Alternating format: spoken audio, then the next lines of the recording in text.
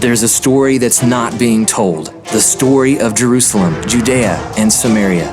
The world has condemned it as the occupied West Bank. Could it be the biblical and historical heartland of Israel? Hear the miraculous stories of true pioneers who have dedicated their lives to the restoration of this land. Discover what's being hidden by mainstream news and media. Experience extraordinary places that few people even know exist. Join us for the Joshua and Caleb Report, stories from the heartland of Israel.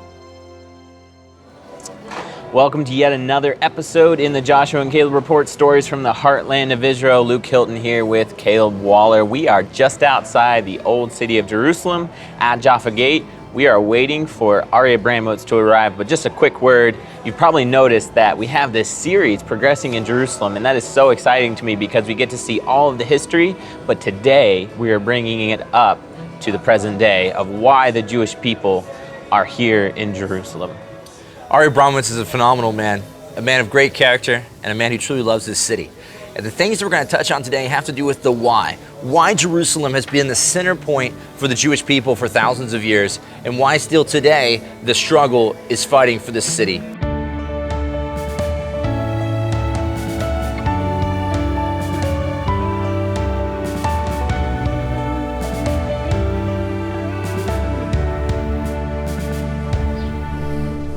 Ari, I'm ecstatic to walk through the streets of Jerusalem where every single stone has a story and the history is so evident everywhere we walk. But I think, to me, as a Christian walking here, it doesn't have near the depth that it does to a Jewish person.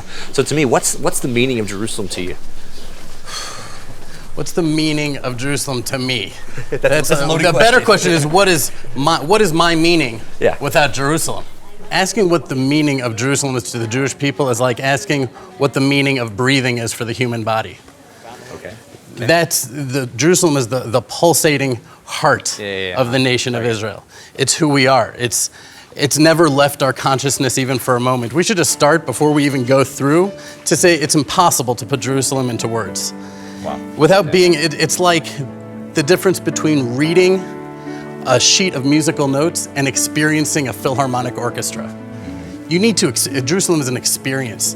And Jerusalem has never left the consciousness of the Jewish people for 2,000 years. At every moment, when we build a new house, my partner Jeremy builds a house, and the first thing he does when he moves into this completed home is scrapes away a portion of the wall.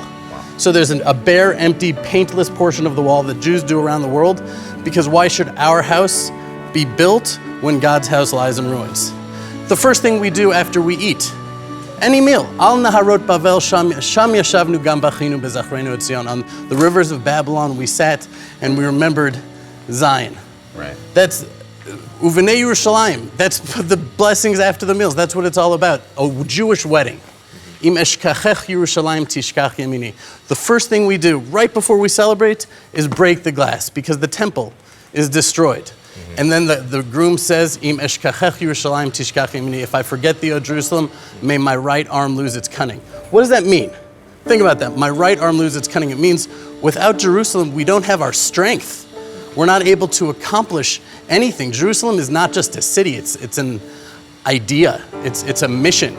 It's the mission of the Jewish people. And I know it sounds like abstractly philosophical and spiritual, but sometimes the most spiritual, abstractly philosophical things are really the simplest truth. Right. And that's the simplest truth of what's happening here in Jerusalem and in the world, that this is a spiritual war that we're in, and the truth of God will go to the entire world. Yeah, I'll tell you, when I think about being here in these stones of Jerusalem, when I actually allow it to internalize into my heart, I picture my grandfather, my great-grandfather, my great-great-grandfather for thousands of years. If I was able to tell them, I'm living here, I'm walking through Jerusalem, they would faint. They would not believe it's even possible.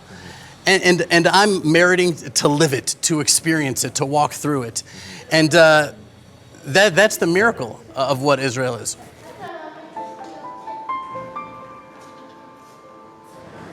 So there's a reason that God took the Jewish people out of Egypt on a circuitous route and not directly to Israel, that it took 40 years.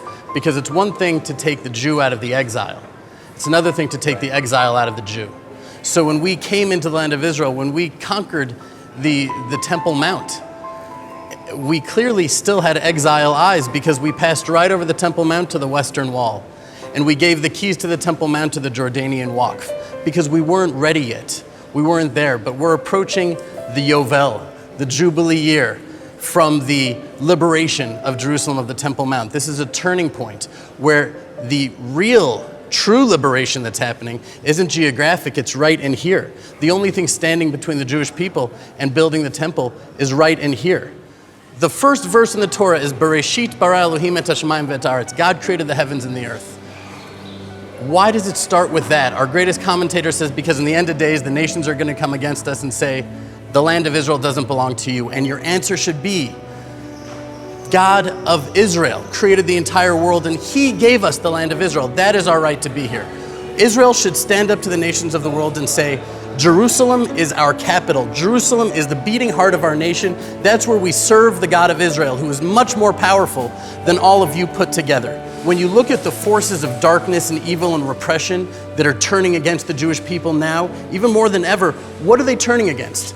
Judea, Samaria, Jerusalem. So we know these are the front lines. This is what they want to take from us. This is what we need to fortify.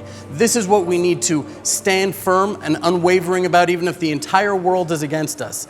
That's what we need to do. And that consciousness that will force us to stand against the world and because we're going to be afraid, there's fear in the world, but we can decide, does that fear of man, fear of the nations, or fear of God?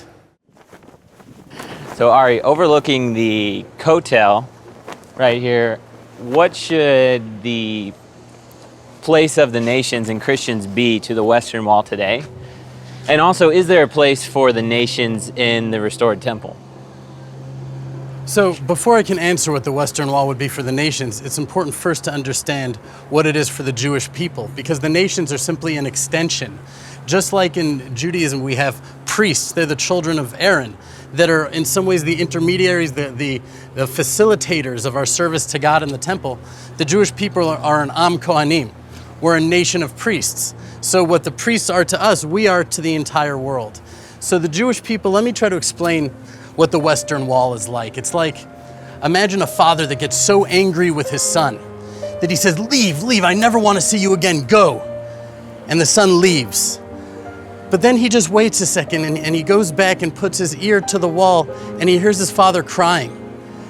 When we put our ear to the Western Wall, we hear God cry. That's why it's called the Wailing Wall, because of all the tears. Because this place is the conduit for all prayers. When Jacob was here on Mount Moriah, when he was here, he said, Ki im beit Elohim ze shara shamayim. This is the house of God. This is the gateway to heaven. Yerushalayim it ends in ayim. And only a word ends in ayim in Hebrew and it has an equal and exact opposite. And why does Yerushalayim have an equal and exact opposite? There's Yerushalayim Shel Mala and Yerushalayim Shel Mata. Jerusalem the spiritual and Jerusalem the physical. The two worlds come together. So when we put our hand on that wall, we're actually able to encounter the world. We can feel the tears of all of humanity because they've gone through this place right up to God. We've been speaking this whole trip as we're walking, that the redemption is really about a consciousness, an awareness. And what is that awareness? Prophet Isaiah says it, Habakkuk says it. He says, until the knowledge of God covers the earth as water covers the sea. It's like this story of two fish in a fish tank and one says to the other, I don't know, do you believe in water? Because we're so immersed in godliness, sometimes it's hard to see it right before us. And that's what the Temple Mount represents. That knowledge that God will push from our heads into our hearts, it will permeate all of existence to the degree where we'll be able to take this gun right here and beat it into a plowshare. There will be no need for hatred or violence. There will be no need for jealousy or sadness or grief. That's what this is all about. That's what the Temple Mount is about. It's universal. It's about bringing God to the world. The prophet Zechariah said, V'nilvu goyim rabim al Hashem b'yomahu, and the righteous of the nations will attach themselves to the house of Israel on that day. And in this day when the whole world is against us, for all of those around the world who are standing with us, who are literally being a comfort to us, that we're not alone. For those of you who are doing that, you're attaching yourself to the house of Israel, and I want to invite all of you, implore you, please come to Jerusalem. come and experience it, because we don't only consider you our friends, we consider you our family. And when we're praying for that temple to be rebuilt, we're praying for you to be right there by our sides. I think in summing everything that we feel, it's Im Eshkachech, Yerushalayim, Tishchak Yamini. If I forget you, O Jerusalem, let my right hand forget its skill. That's what you believe, that's what I believe. And I think together we can make a difference in the world and in this city. Amen? Amen. Amen.